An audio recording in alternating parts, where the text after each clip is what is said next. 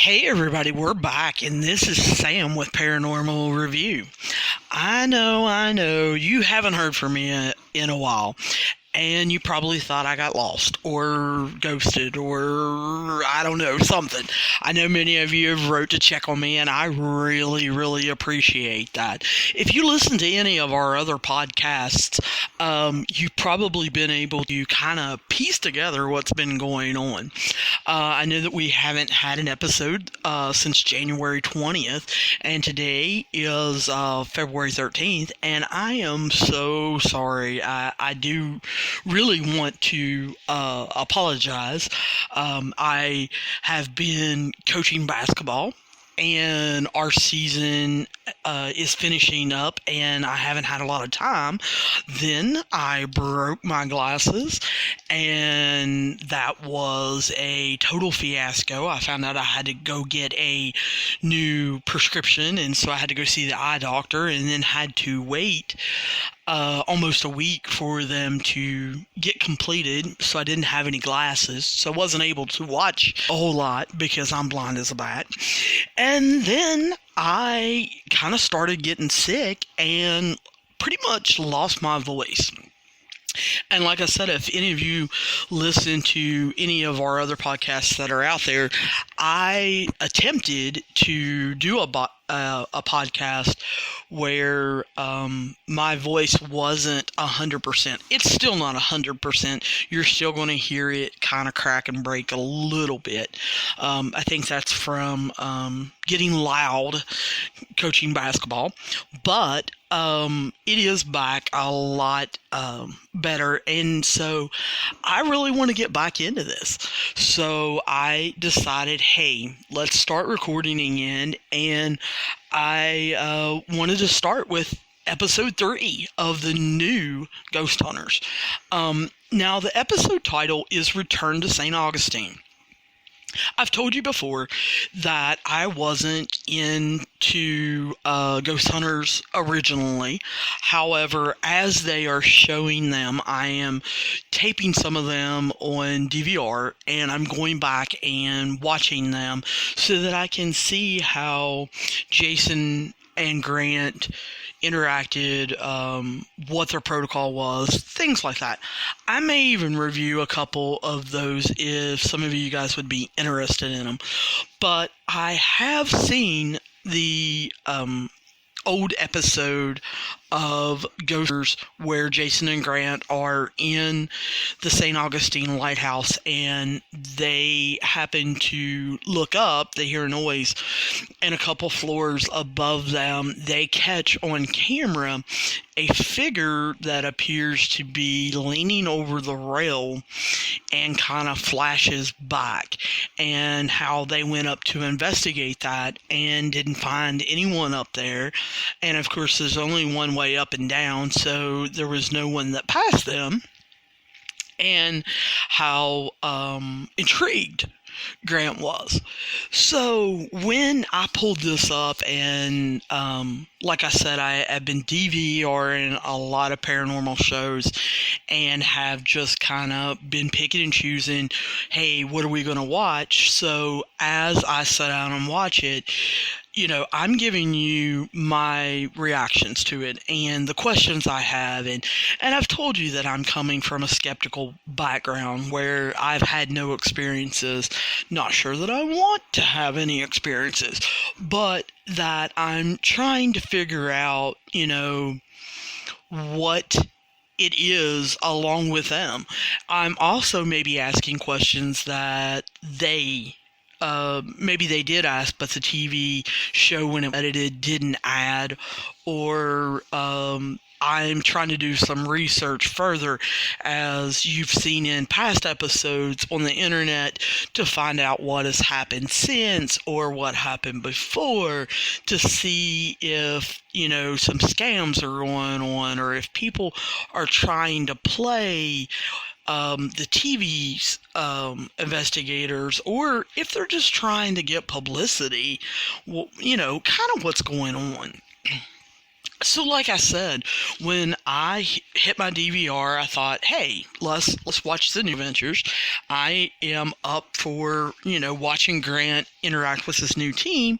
So the very next episode that we haven't went over is Return to St. Augustine. And like I said, I kind of got excited. Um, for those of you who are following along, um, this aired on September 25th of 2019. It is season 1 of the new Ghost Adventures with Grant running this by himself, and it is listed as episode 3. It is titled Return to St. Augustine. So I immediately, when I turn this on, become confused because they show previews of them going to St. Augustine. Then they immediately say, but first, we want to start on a different case, and we want to talk about a woman who is living in Hanover, Pennsylvania, who is wanting to sell the house that she's been living in with her husband and children, and she wants to make sure she's had some experiences in this house, and she wants to make sure that it is safe to actually sell to another homeowner. And I thought to myself, what? What do you mean? I thought this was Return to St. Augustine. I even hit the info button, and Return to St. Augustine is on my TV. They showed it, and now I'm in Hanover, Pennsylvania instead of Florida. And I thought, why? That's obviously my first question. Was St. Augustine not active? Did they not get anything? Why are we showing this instead of going into St. Augustine's lighthouse? And if St. Augustine's lighthouse isn't that active, why didn't we go somewhere else in St. Augustine? St. Augustine is one of the oldest cities in the United States, and it is also known as being one of the most haunted cities in the United States. And so I'm thinking, even if, the lighthouse didn't give them anything, why didn't they go somewhere else in St. Augustine? And I myself have been to St. Augustine. It's beautiful. And like I said, there are so many places that are known down there that anybody will tell you down there are haunted. They have so many ghost tours and locations down there. And so, that's running through my mind. So I actually paused my DVR and I'm like, no, clear your head. Maybe what Ghost Hunters is actually going to do is going to go into this Hanover, Pennsylvania house and kind of prove it wrong, or it's going to be something simple. It's going to be something electrical or something plumbing wise or something, and they're going to show this for 10 minutes and show that sometimes people think their house is haunted and it's not, and move on to St. Augustine. And I know the old Ghost Hunters that Jason and that ran on TV before, I know a lot of times they do 2 locations in an episode. But I also know from, reading you guys writing on our page, which you guys can get on Paranormal Reviews. Look us up on Twitter. You can write me at Paranormal Review Pod. That's singular at gmail.com. Paranormalpod at gmail.com. I know a lot of you out there want the paranormal shows to be longer, to be more in depth, or to do 2-parters. So I was just really shocked that A&E had decided, hey, no, let's do 2 locations. And this is the first time in the new season with the new Ghost Hunters that they've done that. The first episode was about the high school in Idaho. The second episode was, of course, about Tony and the state up in the Northeast, and it was all about his house and the picture being the woman being in the window, the lady in the window, I believe was the name of it. So I was immediately just, I don't know that I was upset. I was just shocked. And so I hit the play button, and of course I meet Deanna and Tom Simpson, who state that they bought this house in 2007. So immediately I write that down. 2007, this was taped in 2019. So they've had this house for 12 years. And so Deanna immediately starts talking about how she is seeing shadow men, and she's been scratched, and she was thrown down the steps and had a fractured tailbone. And I'm thinking, what? 12 years? 12 years? No. You guys know me by now. We're on episode 10. I am a chicken. And so if I am seeing shadow men and getting scratched, and I feel like someone is pushing me down the stairs and fractured elbone, yeah, not living there for 12 years. Sorry, I don't care about the housing market. I am not living there for 12 years. You guys know me by now. I'm just not doing it. I have actually fell down the steps. I feel like I have broken my tailbone before. It hurts. And so that would have been enough for me to be like, see ya. And I definitely wouldn't be like Deanna. Deanna on this video that Grant is showing Kristen and Daryl is very calm. And she says, I'm just wanting to make sure this home can be safe for anyone else to buy. Well, guys, I'm telling you. Like I said, if I'm seeing shadow men and getting scratched and pushed, especially pushed down the stairs, not real concerned on who's going to be buying the house. I'm just out. I'm seeing you later, and I'm probably not going to be real calm about it. Definitely not going to live there 12 years. But anyway, we see then that Grant says there are rumors that the house may have been built on a graveyard. And so he lines up someone to come in, use ground penetrating radar to see if there's anything buried in the yard, on the property, or anything else like that. I have seen that on some History Channel shows, as far as with H.H. Holmes, and with different things as finding obviously treasure, or looking on Oak Island, or looking for the Civil War gold and stuff. So I'm a little bit interested in seeing what they find there. So then, like I said, love that Ghost Hunters timestamps their stuff. And so we see at 4:52, Grant and Kristen, they go up and they meet Deanna. And Grant kind of uses this in his voiceover to talk about how there are other great teams out there that investigate, some on TV, some that are not, and they do great things for the clients. But it's almost like he's putting something out there for those paranormal teams, whether they be on TV or not, that they need to start putting clients first. And I really like that A&E number one left this in. Grant edited it this way. Grant spoke this because, like I told you before, I really like Grant. I like what he stands for.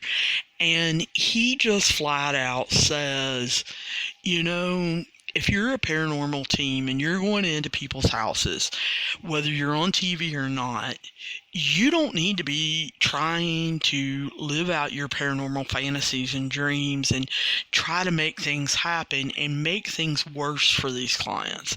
That if you're going to go into people's homes, then you need to try to truly do the best you can, find out what's going on, and help them. And I think that's the key word that I hear Grant use so much, is that he kind of really, really wants to help people. He either wants to reassure them, he wants to fix the problem, or he wants to remove them from the situation in some fashion, because he wants people to actually be safe. What a novel concept. But we do see, investigative teams on TV. We hear about investigative TVs all the time on the internet that don't do that.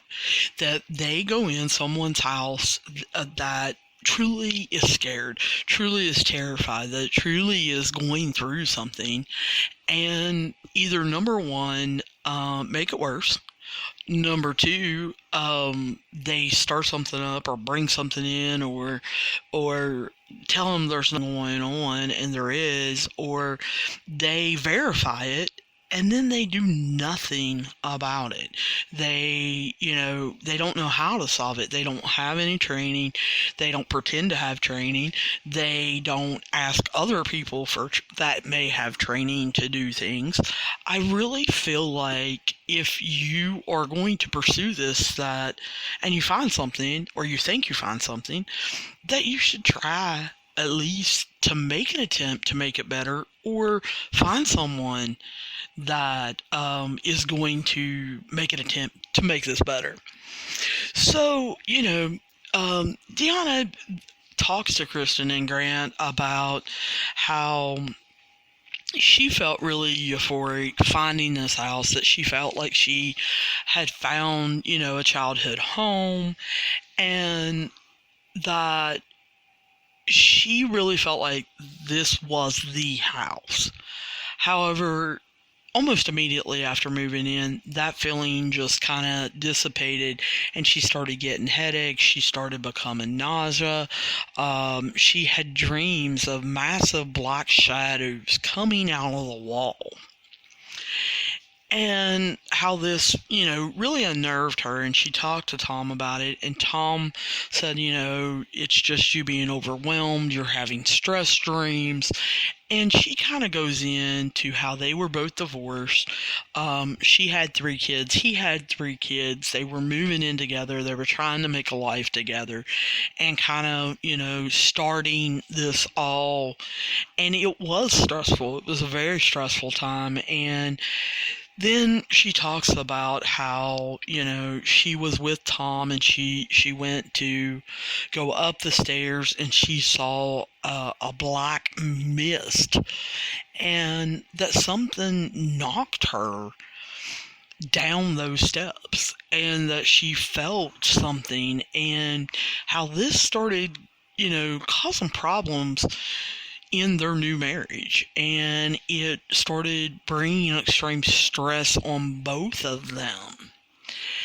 But the thing is, she doesn't say how long. And like I've already pointed out, they bought this house in 2007. It's 2019. What have you been doing for 12 years? Have you been living with this? Have you been going through this stress? Did your marriage get better? When did you leave? When did you fall? Did you buy the house in 2007 and she felt like something was pushing her down the stairs in 2008 and she decided to stick around? Or did this slowly build up? Did they buy this house in 2007? She started having dreams. Things got progressively worse. She started getting headaches. She started, and that she didn't get pushed down the stairs and scratched and see these black shadows running around until 2018. I think that makes a difference in the story. And I really am disappointed in Grant and Kristen for not asking those questions.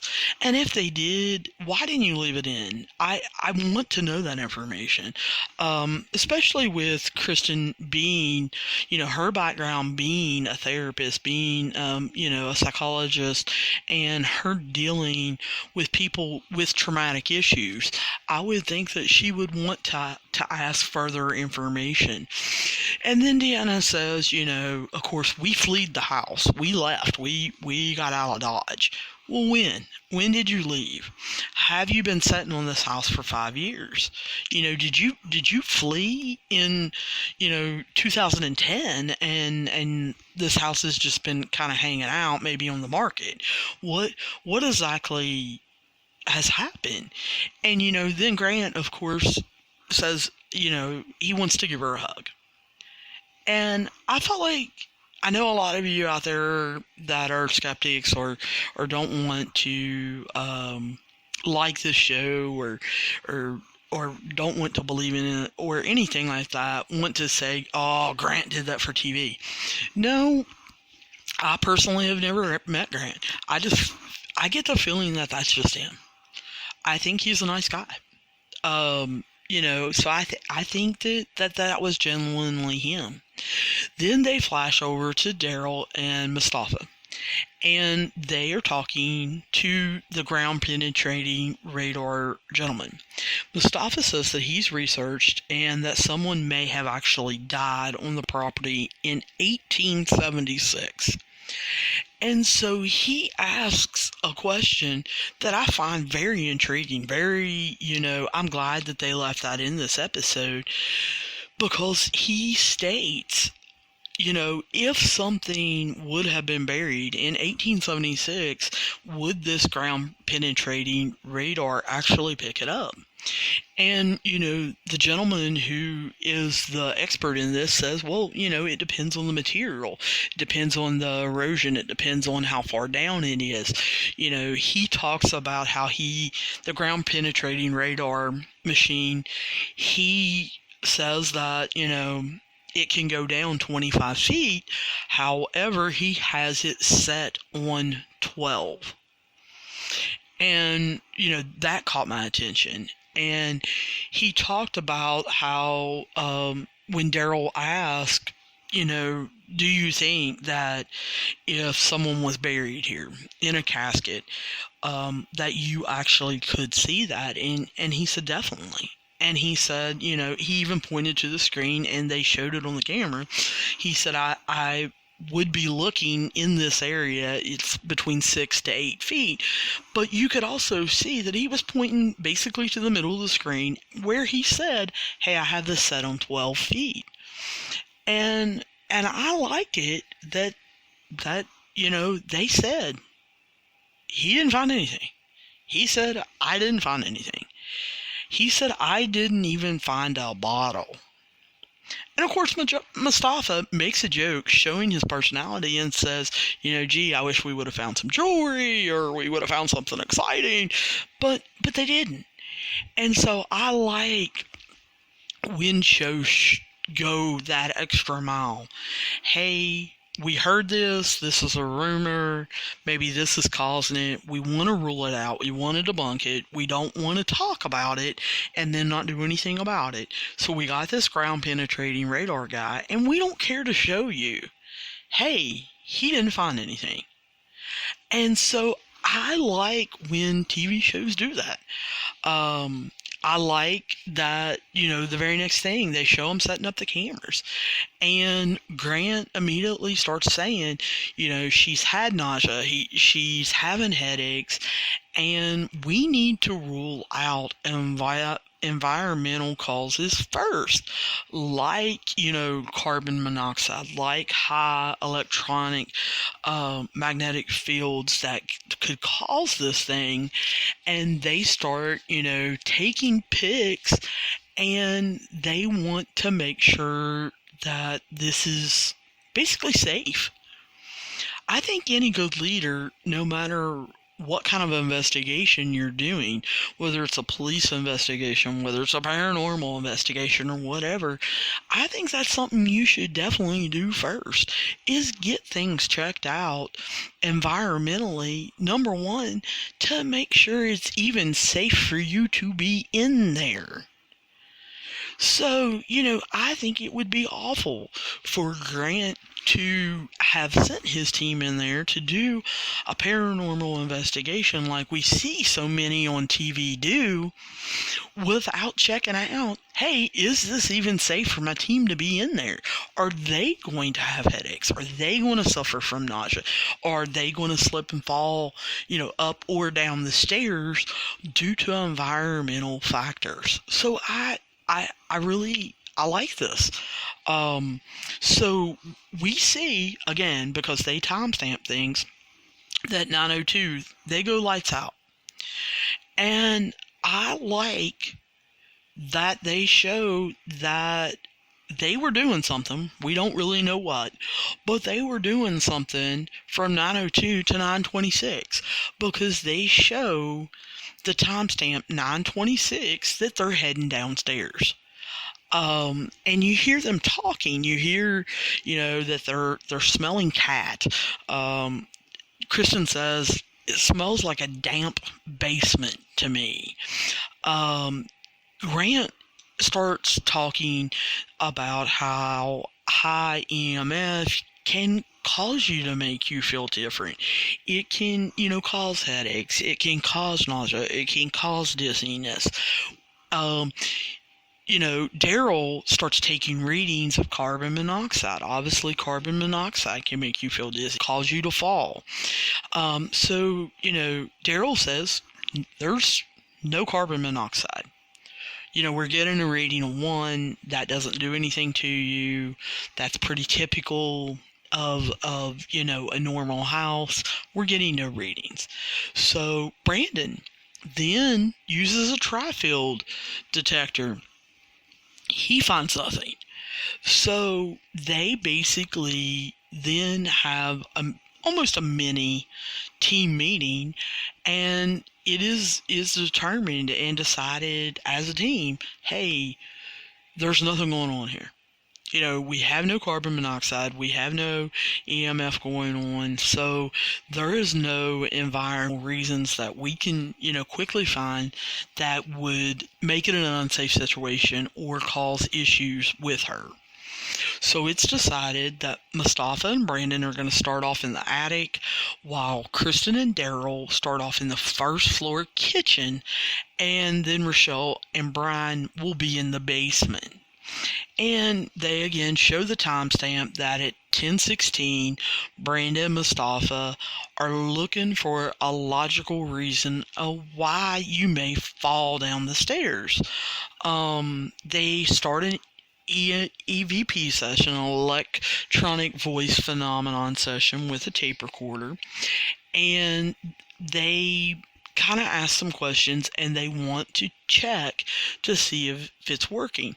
Both walk over to where they have placed the recorder near the stairs, and they timestamp it again at 10:24.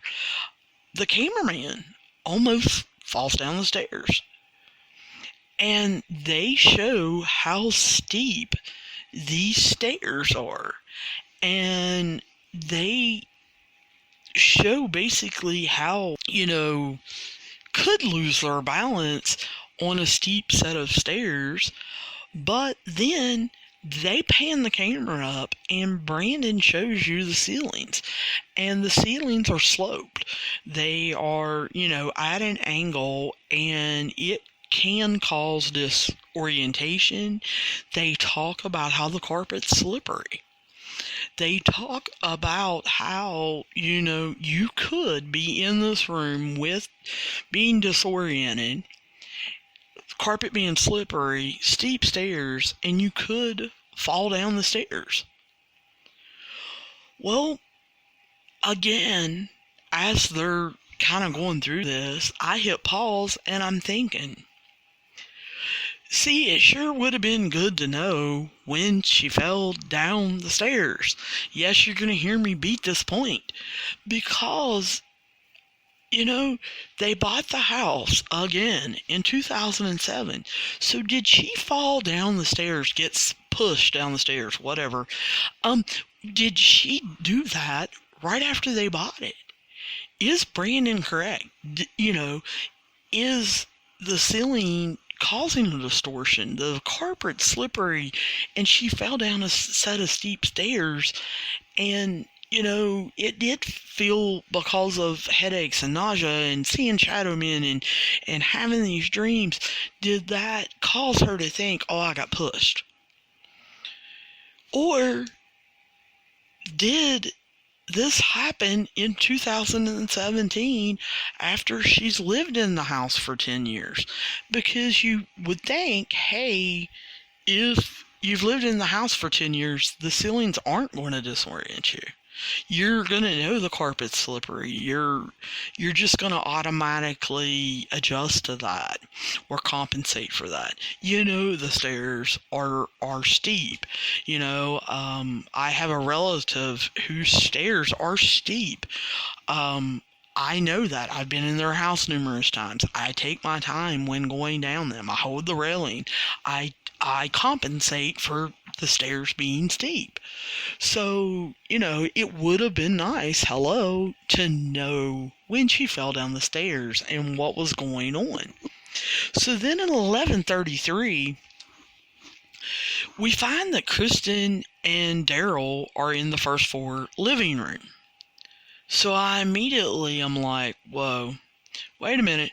I thought they were going to the first floor kitchen. So I actually rewound it. And in the team meeting, they say Kristen and Daryl are going to the first floor kitchen. But at 11:33, they're in the first floor living room. And when I backed it up, the stuff that they're showing with Mustafa and Brandon are happening at 10:16 or happen at 10:24. So I'm thinking, okay, we had this team meeting, you were going to the first floor kitchen, all this stuff happened at 10:16, but you're time stamped at 11:33 and you're not in the kitchen, you're in the living room. So exactly what was happening for an hour? What were you guys doing? Where were you? What happened in the kitchen? Did nothing happen in the kitchen? So I wish they would have said, oh, they were in the kitchen for an hour and nothing happened, so they moved to the living room. That takes care of my question. There's no ifs, ands, buts, or maybes. There's no speculation or anything. But anyway, they're in the living room, and Daryl and Kristen start an EVP session. And they say, are you upset that Deanna and Tom moved out? They show at 11:45 that Brian and Rochelle are in the basement.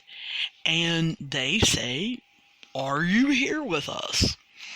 At 11:53, Brandon and Mustafa are saying, are you sad about Deanna and Tom moving out? At 12:07, Kristen and Daryl are in the first floor kitchen. And they're getting nothing. Now, I just want to reiterate the point I made like 2 minutes ago. Why didn't they go to the kitchen first? Why are they now in the kitchen at 12:07? And what were they doing for that hour? But that's neither here nor there. The team say, hey, we're having no activity. None. Zero. Nada. And Kristen even says, hey, this just feels like a big empty house. So, of course, after they've been in there 3 hours, kind of, investigating, making sure there's no environmental, they've been sitting in the dark, they've been asking EVP, they've been taking EMF, there's nothing going on, and they're bored out of their minds. Grant says, hey, let's go get Deanna after 3 hours to come in. I love how Grant immediately switches the team's locations up. I like that about Ghost Hunters, because they don't want a team to use their past experiences in the future, and they want more than one team to experience a location and maybe experience the same things. Or maybe a team has, different expertise, and it would allow them to come to a different solution, or a different theory. So Brian and Rochelle now are in the attic, and we have Brandon and Mustafa in the basement, and they have the EMF detectors. Now, we are not sure where Daryl and Kristen went. They don't, talk about them, so I did kind of want to know, hey, where are they? What are they experiencing? Surely there are more than, just 3 areas in this house, but I did kind of want to know where they were. But Grant says, hey, this might be a poltergeist. And he kind of gives us a hint, a poltergeist basically in paranormal community and in paranormal terms, that it's a style of haunting that is caused by someone living rather than a specific location. And I'm kind of glad that he said that, because I haven't did a whole lot of research on poltergeists, and so I will be more than happy to tell you guys that I don't know a whole lot about them. I remember, being quite younger in my teenage years, watching the movie Poltergeist, and later Grant makes the joke of being sucked into the TV. And so I really didn't understand what Poltergeist was. So I was, kind of glad, happy that Grant took the time to explain that to us that are not in the paranormal community, those of us that are not, active and doing investigations and everything. And he says that, if a person is feeling anxiety or stress, that they may unknowingly be causing activity to, which I really wasn't aware of. I've had stress, I've had anxiety. Nothing's happened in my house. So I didn't know that could happen. I didn't know that was a thing. Like I said, I've never experienced that. I've known other people that have had stress, I have had anxiety. They've not had anything happen in their house or their lives. And so I was like, is this really a thing?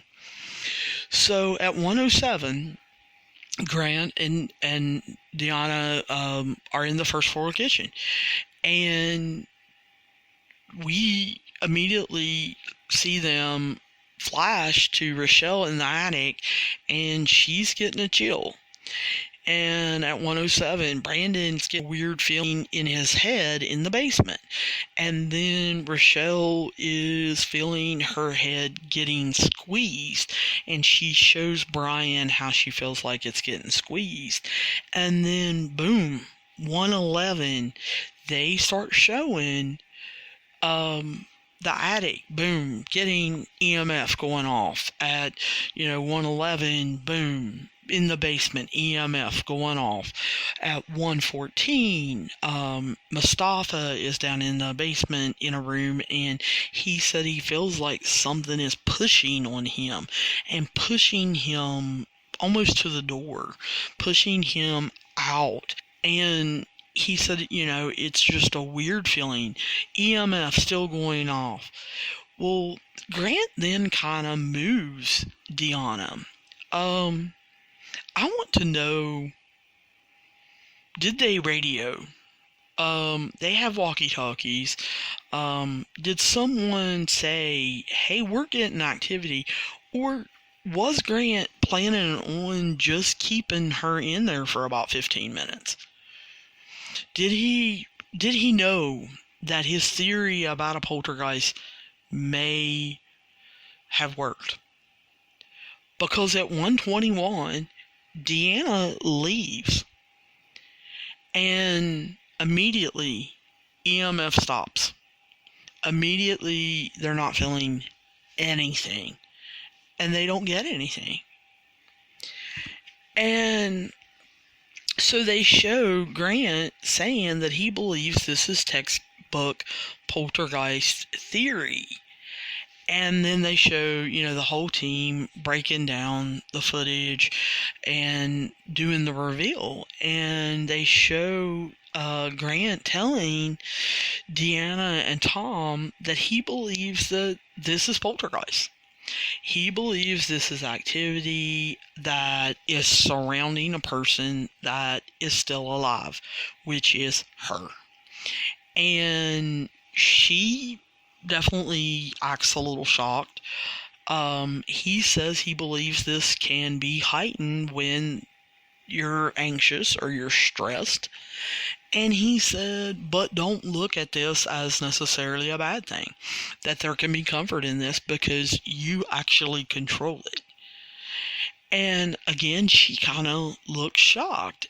And he says that nothing should happen in the old house if it's sold because she's not there. And nothing should happen in the new house if she control it. If she can, control her stress and her anxiety. And then they show Deanna having an interview, and she says, hey, I'm not going to live in fear anymore. And of course Grant says, if you feel stressed, anxious, these things start happening in your new house, then you have my phone number, you can call me. And so that ends that case. Well, but that doesn't end me, because I kind of want to go on a little rant. I think this should have been an episode all by itself. Maybe Grant wanted it to be. I don't know. Maybe A&E said no. Maybe A&E wasn't excited about this. Maybe Grant wasn't excited about this. He's been doing this for 30 years. He's probably ran into this before, and he says, whatever. I don't know. I would like to know, though. Because I think they should have taken an hour and made this its own episode. Because, number one, I think if Grant has this theory and he truly wants to prove it, then Deanna should have stayed in the house longer than 15 minutes. Set her butt in a chair and let's see what all starts happening. Let's see if the EMFs continue. She's obviously stressed. She's a little anxious being on camera. She's anxious being back in this house. I don't want her in pain. I don't want her to suffer. I don't want anything to happen to her. So obviously I want them to monitor her, but set her butt down and let's see.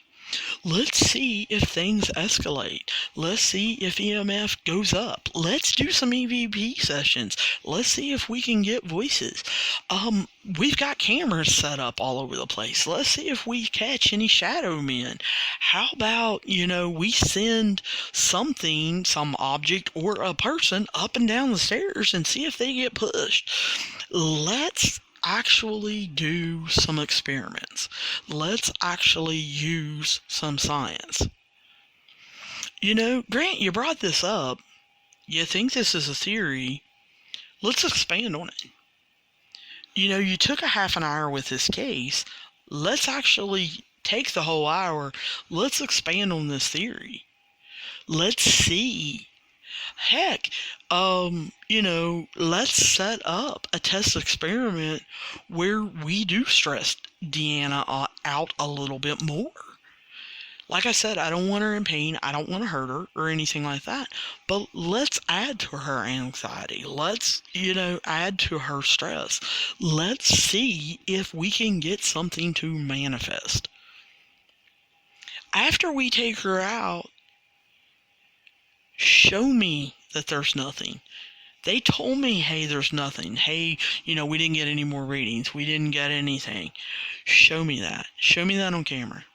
Show me that the EMF completely went down. You stayed there for another 3 hours and you picked up nothing. You saw no shadow men. You got no EVPs. I wanted this to be a full episode. I wanted them to take advantage of this. I had never heard of a poltergeist being like this or anything. I was excited about this being the St. Augustine Lighthouse episode, but now I'm excited about poltergeists and learning about them and exploring that. And is this real, or is this, mental health, or is this people making things up, or is this a proven fact? Can we prove this? What is causing this? If Deanna has something, I don't know whether it could be physical, it is mental health related. Is there tests? Can we send her to the doctor? Can we send her to the hospital? Can she be evaluated? Is this happening in their new house? She says, I'm not living in fear anymore. Hey, great. But, does this happen in your new house? How long have you been living in your new house? When did you move out? Again, I want to know. When did you move out? Why is this not happening in your new house? What caused you so much stress and anxiety in this first house? And why are you not having it in your second house? What is going on? Through reading a little bit about poltergeists, they say it usually happens with teenagers. So at the time this was going on, did she have teenagers in her house? Are we sure it's her? Maybe in this second house, because they lived in this first house, the house they're actually showing, for 12 years, and they said that they had 6 kids between them. Maybe these kids actually grew up and moved out, and that's why it's not happening in the second house. Maybe it has nothing to do with Deanna. I think this was something that Grant could have took further. I think that Kristen, I'm a little disappointed. If you're listening to this, Kristen, I'm a little disappointed in you. You're a therapist. You're into psychology, psychiatry. You're into the mind. Would you not want to explore this? Did you throw a fit? Did you want to explore this more? And A&E said, no. You guys head off to Florida. Because they take a commercial break, and we've got 33 minutes left. Because I looked on, the episode. We've got basically, half an hour left, and we're headed off to St. Augustine's Lighthouse. And so to me, that was a little disappointing. Number one, we didn't explore the poltergeist, but number two, we're only going to give St. Augustine's Lighthouse, where Grant has had activity before in a past show with Jason. We're not going to even give it a full hour. So, a little disappointed, but it starts off showing St. Augustine's Lighthouse and talking about how it is beautiful.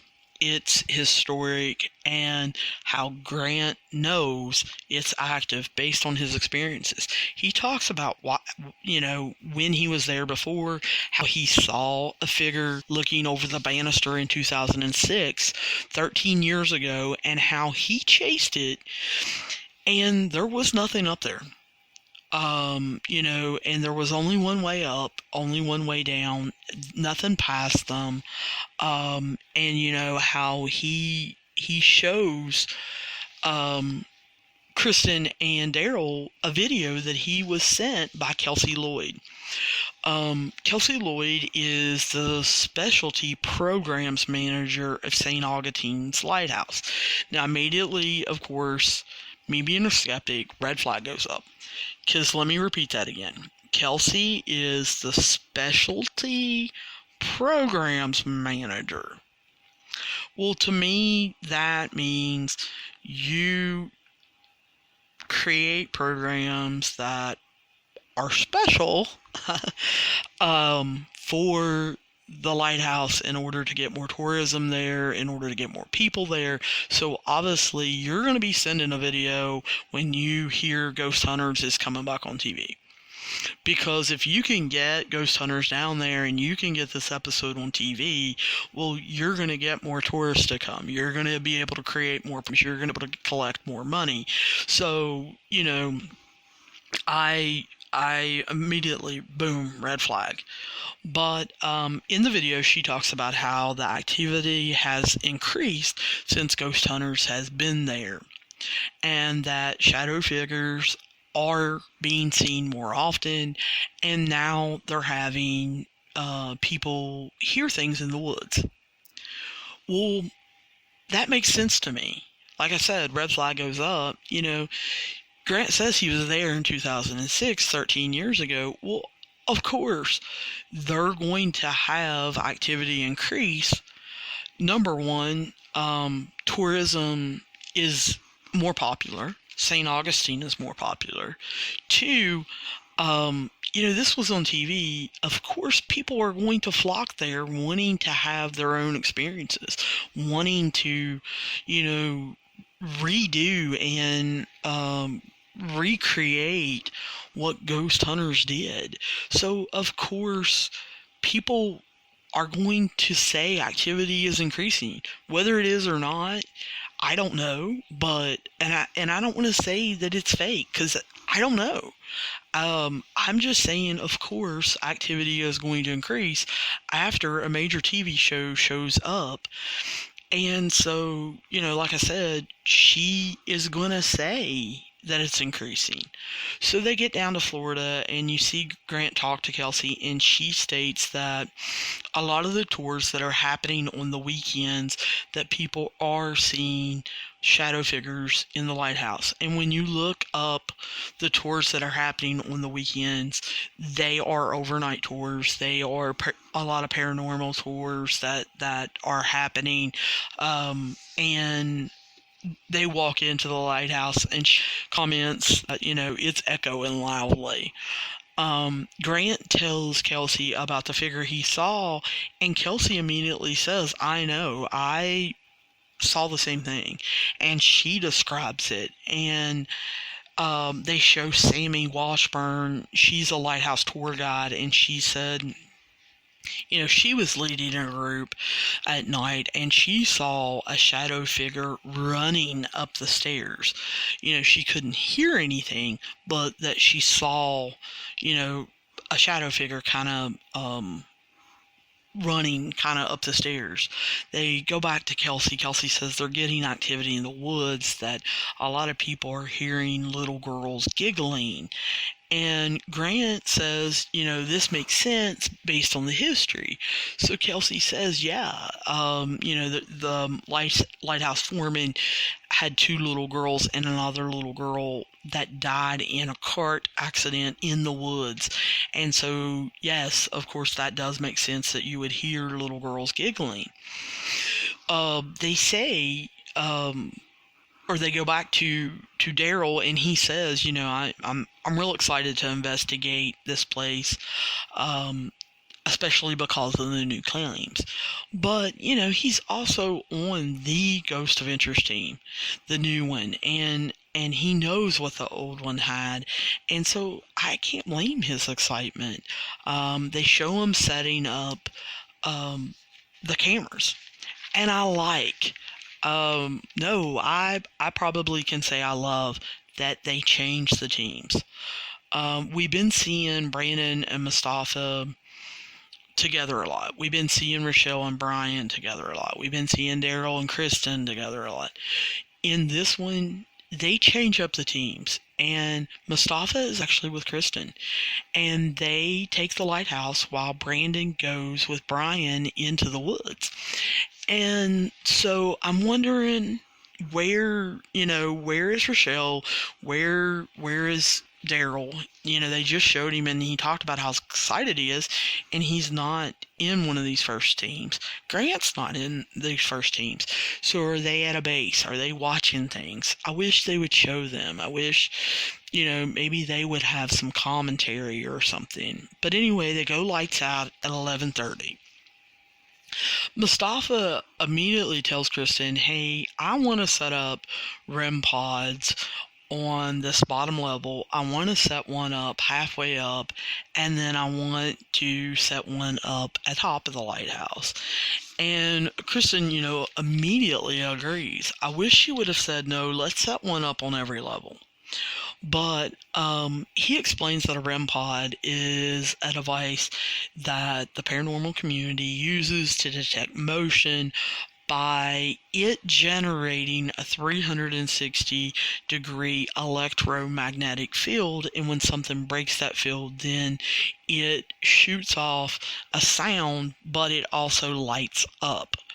So they start an EVP session, and the REM pod above them goes off. And you can see it based on the light. You can hear the noise, and so Mustafa and Kristen start going up the top. And when they get to where the REM pod was going off, it's not.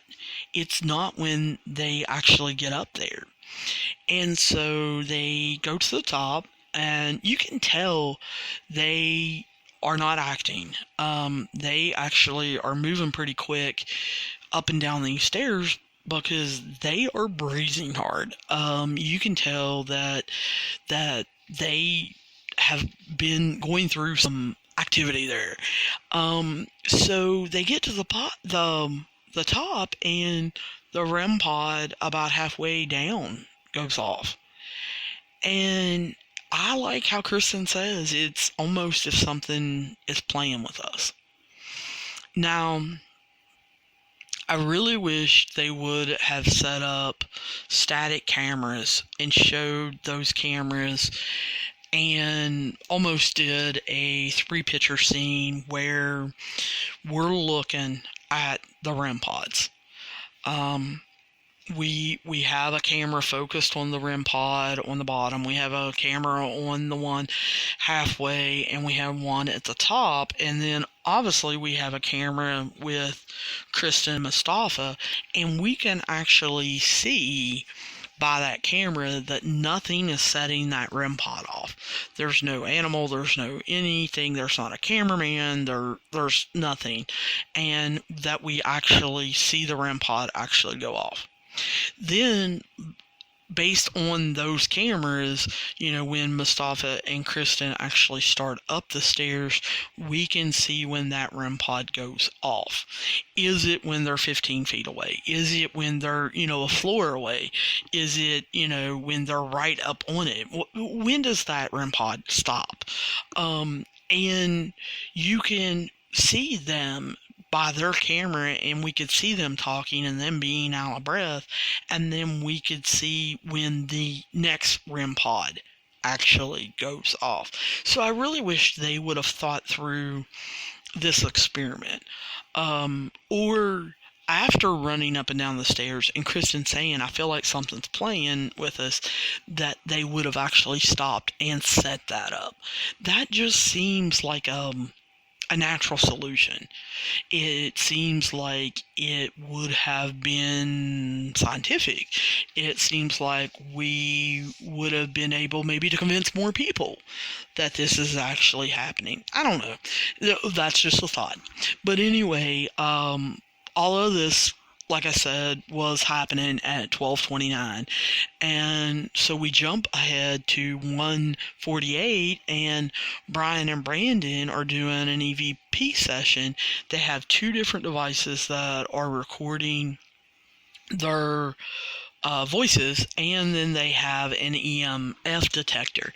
Brian starts talking about how he's a father, and he asks if anyone is wanting to talk to him or do anything to show him that they're there, and Brandon says he hears something.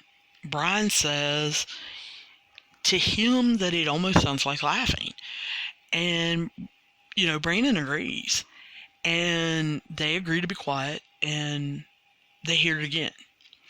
Now, I backed it up, turned up my sound. I didn't hear anything. They didn't re-show that. So I don't know if the cameras didn't pick it up, if the two recorders didn't pick it up. I don't know, but I didn't hear anything. But they say, hey, we need to probably go further in the woods. So then they flash at 2:05 to Grant and Daryl heading to the lighthouse. They decide, hey, we want to experience this. Let's get Mustafa and Kristen out there. And they both start talking, asking questions, doing an EVP session. Grant says, that he wants to walk up to the top. Daryl, I guess, is walking with him. They don't necessarily say that. So at this point, I'm a little confused where Daryl actually is. I have been to St. Augustine, Florida. I've been by the lighthouse, but I've never been in the lighthouse. And so I don't really know where Daryl is located. Daryl turns on a tri-field meter, and it shows him showing that the tri-field is, around 1. And he says, can you make this door rattle? Well, I knew Grant was headed for the top, but I wasn't sure, did Daryl go with him? Are they at the top? Are they not? Is Grant at the top? Is Daryl at the bottom? What exactly is going on? Where are they located? I felt like they didn't do a good job explaining that. I feel like I was kind of confused. They show Grant going up the stairs. They don't show Daryl going up the stairs, but they show Daryl's tri-field meter going from a steady 1, boom, immediately, and he says, and he shines the light on it, it's going between 10 and 13. And then they hear a noise, and they immediately show that a cabinet has opened. And Grant says, I heard that noise. I could feel that cabinet shake the railing as I was going up the stairs. And then he immediately checking the cabinet and saying, usually, when the paranormal does something like that, it's because they're wanting you to notice something. They're wanting you to find something. Well, he admits, I didn't find anything. So at 2:50, they show Brandon and Brian have gone further into the woods, and that the EMF is at 0 because there's no power located out there in the woods. Brian asks in an EVP session, I would like to know what you're doing out here. And immediately, Brandon gets excited. His EMF detector is going, and he says it's at 3.3. Well, then they shoot the camera over to it, and it's showing about a 0.7.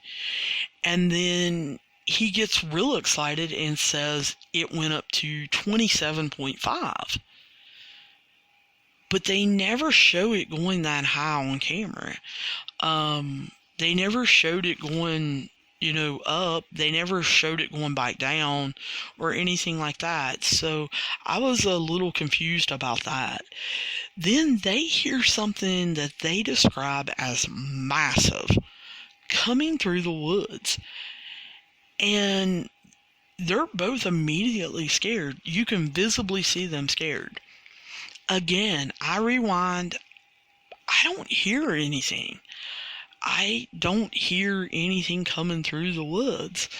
Brian collects himself and uses a thermal imaging camera and pans it and gets nothing. Shows no spots, shows no cold spots, shows nothing. And then he shows it, he pans it over to Brandon to show that it's working. And of course, we see Brandon's outline in the thermal imaging camera. And at that point, they hear Grant on the walkie-talkie telling them, "Hey, we're packing things up. Why don't you guys come on back?" So they show the next day the team breaking down the footage of that night, and they show Brandon and Brian heading off to the Jacksonville Zoo. I've been to the zoo. I have taken many trips down to Jacksonville to watch the NCAA tournament. I've stayed at Jacksonville Beach. I've been to Jacksonville Zoo. I've drove, it's about 45 minutes or so down to St. Augustine a couple times. So they're not going far away. They're headed up to the Jacksonville Zoo because they want to talk about cold-blooded animals. And they use the specific example of an alligator and whether or not that would show up on the thermocamera. And I love that. I had not thought of that. I'll just be real honest with you. I'm sure that a lot of you out there, as soon as you saw Brian showing that thermal imaging camera, probably thought, oh, they said it's massive, it's an alligator, and they don't even show up. I love how they want to check that out. So they head up to the zoo and they talk to a zookeeper. And the zookeeper says, no, if it's an alligator, it probably would have showed up on your thermal camera because they're trying to generate heat. Even though they're a cold-blooded animal, they are still trying to generate heat. And so they had brought the thermal imaging camera, and they show on the thermal imaging camera using an alligator at the zoo that yes, it would show up on that, pretty easily. And so they don't have really an answer of that. So they go to the review or the reveal, and Grant is talking to Kelsey, and he shows the cabinet footage, and you can see the shock on her, like, oh, I can't believe that happened. That's not happened before. And she talks about how that cabinet is a little hard to open. And Grant, confirms, oh yeah, it is. It's almost like it's paint stuck, even though it's not. And he talks again about how he felt it open. And then he shows the woods footage. And I didn't really see a reaction by Kelsey.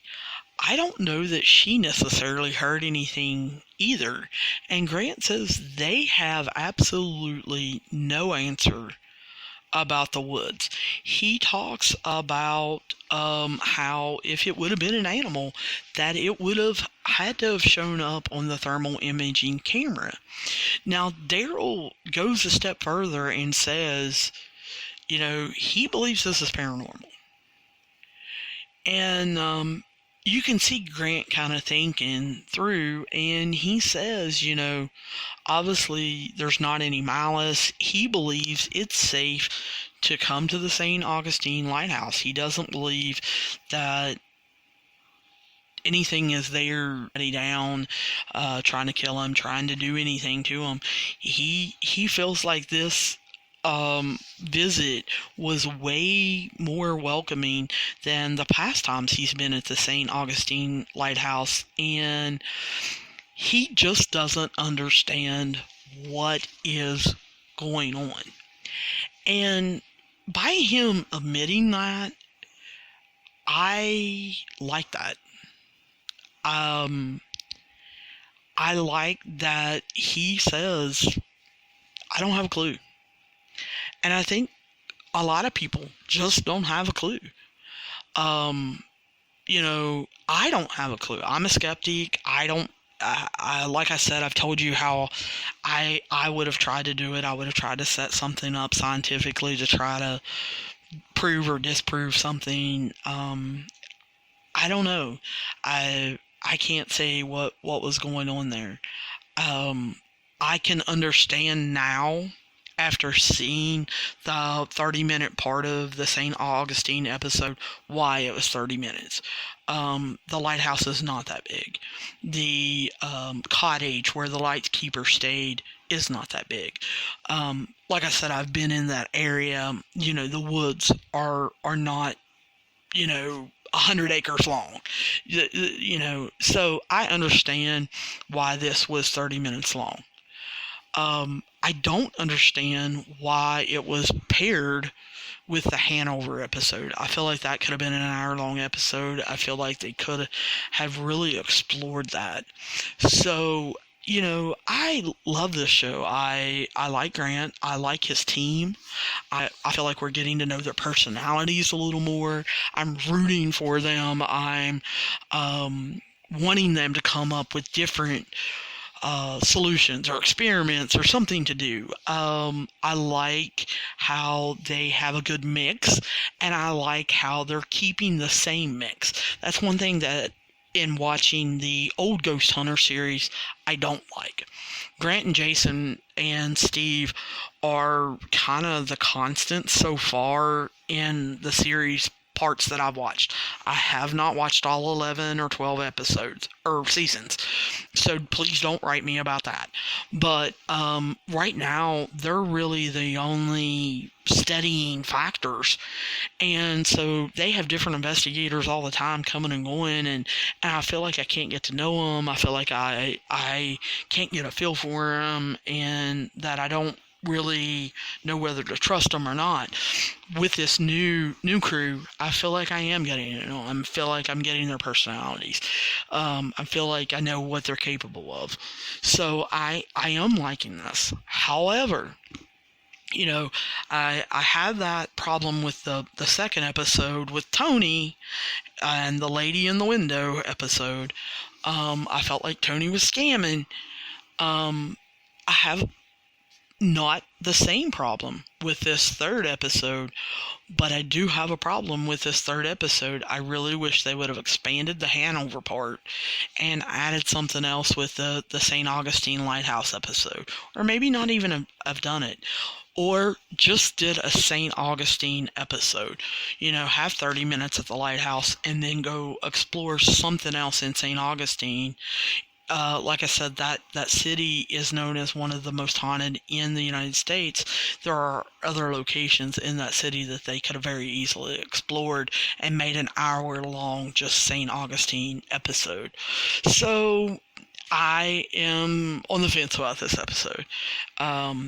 But I do like this team, and I am glad that they're getting a second season, because I'm looking forward to it.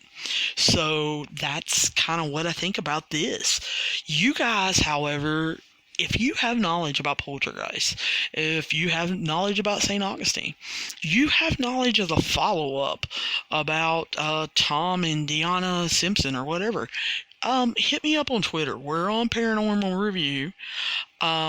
We try to keep a running saga of what's going on Twitter, of retweeting what's happening, what everybody's saying. I try to follow everybody and anybody that's in Paranormal TV or in the paranormal community, and I can retweet all of that. It's also where, I put up different questions that I have, and I follow some skeptics on there that don't care to point things out. Either that or write me, like I said, paranormalreviewpod@gmail.com. That's singular. Pod is singular. It's not pods. It's paranormalreviewpod@gmail.com. And let me know the information you know about either St. Augustine or poltergeists or anything like that. I also am a member of the Nick Groff Portals to Hell Ghost Adventurers Facebook group, and these episodes are posted there. Feel free to join that group and talk. That group's pretty active. They have a lot of different talks and a lot of different interests, and we talk about different paranormal shows on that Facebook group, and when they visit a location, they post their pictures or they talk about different experiences or locations that they have went to themselves. So I look forward to talking to you guys soon, and I hope that you enjoyed this episode. If you did, please feel free to subscribe to us. We are on all major platforms. We're on Apple Podcasts. We're on Spotify. You can always join us at our hosting platform on Red Circle and make any comments. Or if you want to donate anything for this podcast, feel free to do so at Red Circle. And we'll be talking to you soon.